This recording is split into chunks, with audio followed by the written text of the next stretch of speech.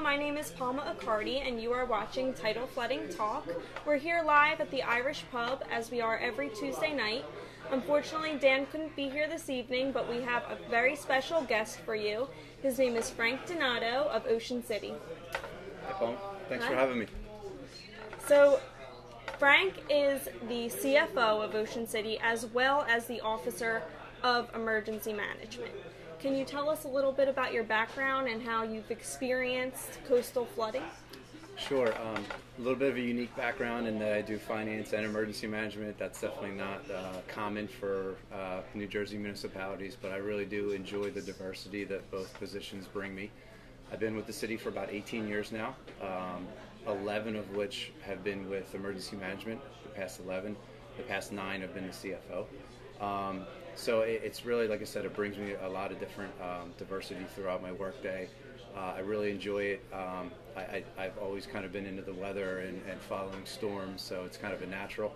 I've actually been living in Ocean City since I was 5 years old. So I've experienced quite a few storms as a resident. And now, as working for the town, I help to educate people, help to, talk about flooding, ways to, protect residents and property, and it's just, it's really fulfilling aspect for me of my job. Now, do you ever find that CFO and OEM go hand in hand ever, since it's such an unusual combination? Believe it or not, that there are a lot of overlapping aspects. Everything comes down to money at the end of the day. So, as you can imagine, with a storm like Hurricane Sandy, I was very busy in both aspects of that job. Emergency management, primarily before and during, and a lot with finance after, with reimbursements and dealing with FEMA and writing up projects and buildings that got damaged, and dealing with insurances. And there's a lot to it. Okay, now, can you tell us ways that Ocean City prepares for a coastal event, whether it's a small storm or as something such as Superstorm Sandy? Well, good point, because we kind of have to prepare for them all the same. Whether it's a series of nuisance nor'easters that we got this past March, or something like Superstorm Sandy, you never know, the severity of the storm until it actually gets here. So a lot of the preparations are the same. We're very proactive with our public announcements in Ocean City. We put them out early and often. We closely follow the protocol of the National Weather Service. So whether it's an advisory, a watch, or a warning, we have different announcements that are crafted around those layers of warnings from the National Weather Service. So we closely dial into Mount Holly and the advice that's coming from Mount Holly. So if it's an advisory, we'll go out with like a softer warning and give everybody a heads up. Once it gets to either a watch or a warning, then we're going more full scale with things like reverse 911, where we're making sure that everybody gets the messages. So we do web posts. We use our local channel 97 access, government access channel, emails, reverse 911. We try and blanket the different types of the ways people want to be informed nowadays, and a lot of it's on the mobile phone. So we craft a lot of announcements, directed at getting to people where they are. Now, you were telling me before the show that you had an event with Dan Skeldon this past summer. Shout out to Dan. Could you tell us a little bit about that? We've done a few events with Dan. Dan is tremendous to work with. It's unfortunate he couldn't be with us tonight, but he's here in spirit. Yes. He's working hard in Allentown tonight. Yes. So. The past two events we've done, the last two Septembers in Ocean City at the Music Pier, and Dan and I moderate the event. We invite a panel meteorologist to come up on stage, and we literally fill 2 hours of just question and answer back and forth with the public. There's no presentations, no PowerPoints. It's literally, a couple opening remarks, and we just hand the microphone around the Music Pier. And we've had meteorologists such as Jim Eberline, who I think was a guest on he was one our of the past first weeks. guest. Tom Lemaine, who's a Lennox City guy who used to be a Philadelphia broadcaster. Joe McKetta from the National Weather Service. We've had a lot of different meteorologists, both local and regionally. And the crowd loves it, and it gives them an opportunity to ask questions, learn about weather, and and particularly the storms that impact us, the hurricanes and the nor'easters, and we purposely do it in September during hurricane season so that there's that awareness, and usually there's something brewing out in the tropics that we get to talk about. And you'll probably still have your visitors as well as your homeowners around in September still, so that would also benefit the community too. And the last event that we did prior to that with Dan, ironically enough, was in 2012. We did an event at our tabernacle, very similar, except it was dedicated to the 50th anniversary of the 1962 storm. So we gave a presentation on how the same storm, whether or not it would have the same impact today, being that it was 50 years later after 62. And the 1962 storm, for a lot of people, was the last memory of a severe storm that hit the Jersey Shore, and some of us weren't even born yet, so we can't relate to that just through pictures and stories. And then I don't know if we jinxed it or not, but later, 2 months after we gave that presentation, Hurricane Sandy roared upon the shore of New Jersey. So now that has become the new benchmark for coastal storms and tropical storms in New Jersey. So now everybody kind of has something to relate to without going all the way back to 1962. But it is ironic that we gave that presentation, and on the 50th anniversary, it happened. Now, speaking of Superstorm Sandy, does the municipality act differently or, more aggressively when they find out that a storm is coming? Definitely. I think it's in the mindset of everybody to react differently now that they have seen and witnessed and experienced the power of a hurricane like Sandy. And Sandy for Ocean City, could have been a lot worse. Obviously, we know landfall was here in the Atlantic City, Brigantine area. We were a little bit south of it, so we got a little bit less effects. And as you went further down to Cape May, it was less and less. The flooding that we had in Ocean City was basically a 50-year storm, a 50-year event. So it wasn't what everybody tries to prepare for, which is a 100-year event. So what they got in Ocean County was more of a 100-year storm, and we saw the pictures and the encounters of the devastation and literally the houses that were washed off of foundations up there, and homes being destroyed, and just what true devastation looked like, just north of here. So you've obviously seen a lot more building going on since the storm? Or? A lot more building. Yes, different types of construction. Ever since the new FEMA maps have come out, houses are higher. In some cases, you have different methods of construction for V-zone construction.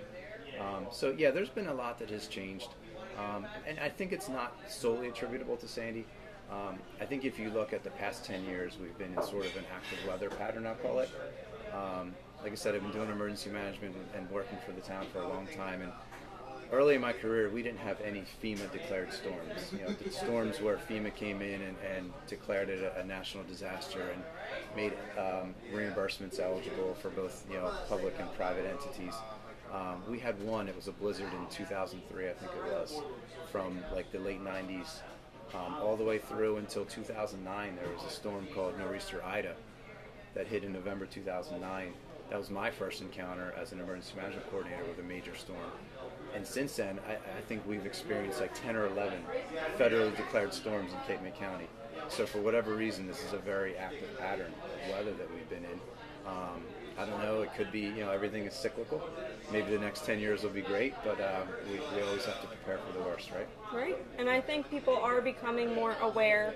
We are brought to you by the New Jersey Coastal Coalition, which was a group that formed after Superstorm Sandy because municipalities realized that we have the same problems and challenges that we need to try to overcome, which Ocean City is in the New Jersey Coastal Coalition as well. And we're just actively trying to make people more aware of the dangers that can come out of flooding. So what do you advise your city residents to do in order to protect themselves and, of course, their properties? Just be aware. Be aware. When you live in a coastal community, you have to take the good with the bad. You have to, as much as we love going out to the beach and the boardwalk and enjoying, the summer season and being out on the water, it comes at a cost, and that cost is knowing your surroundings and knowing your environment. And one of the things that we've really been trying to preach in Ocean City is knowing your elevation, knowing how high your neighborhood is and how high your house is relative to the street levels and to where different flooding thresholds are. And that can be obtained through an elevation certificate. But in most cases, you have to be able to convert that. You have to know, because the National Weather Service puts out their flood information in mean low water. So you have to be able to convert your home elevation, which is in NAVD, over to mean low water, which is easy. It does vary from town to town, so I'm not going to throw a number out there. It's usually around 2 feet, but check with your local floodplain manager and they can tell you what the conversion is. And that way, when you see announcements from the National Weather Service saying, be prepared for a 7-foot mean low water tide, if you know where your house is, you know generally what's going to happen. Do I need to move my car out of the street? Do I need to move it out of the neighborhood? Do I need to prepare my garage? Do I need to put things up on blocks in my garage or get them off the garage floor? I mean, our goal in Ocean City is nobody loses a single car during a storm. And that's how we approach it. We try to get that message out there as often and accurately as we can so that everybody's prepared and that not even one car gets damaged.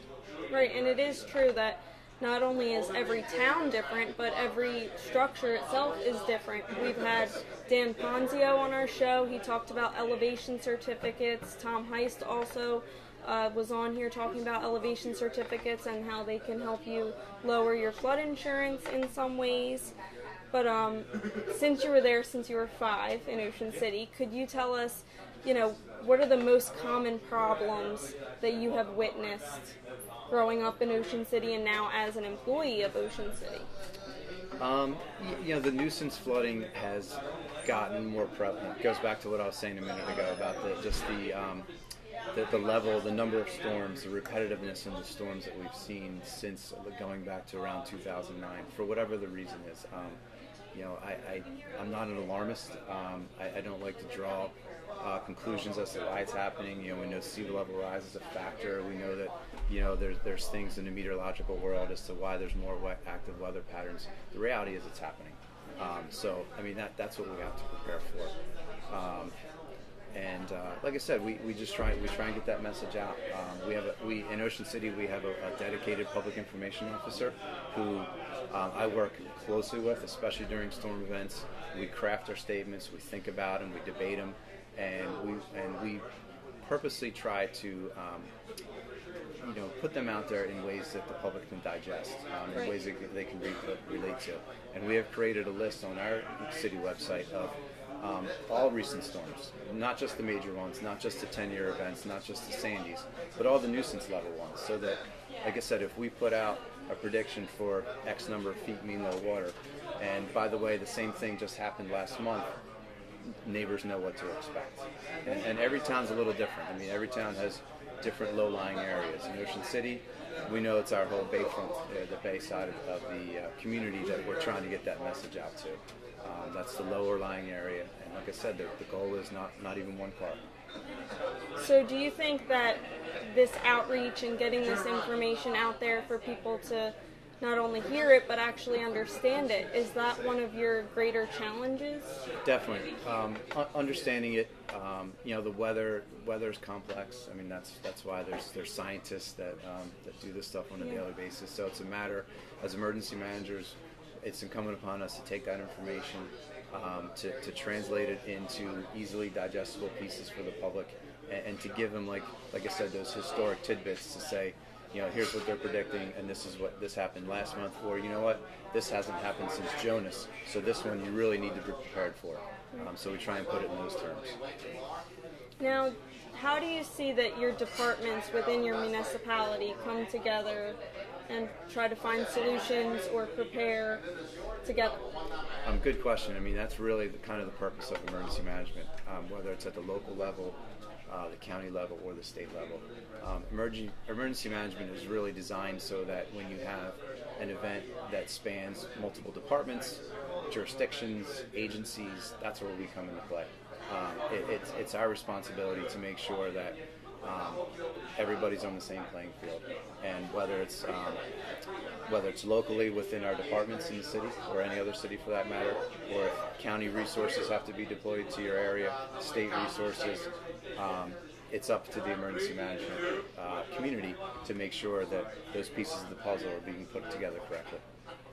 I hate to put you on the spot, but which job do you like better, CFO or OEM?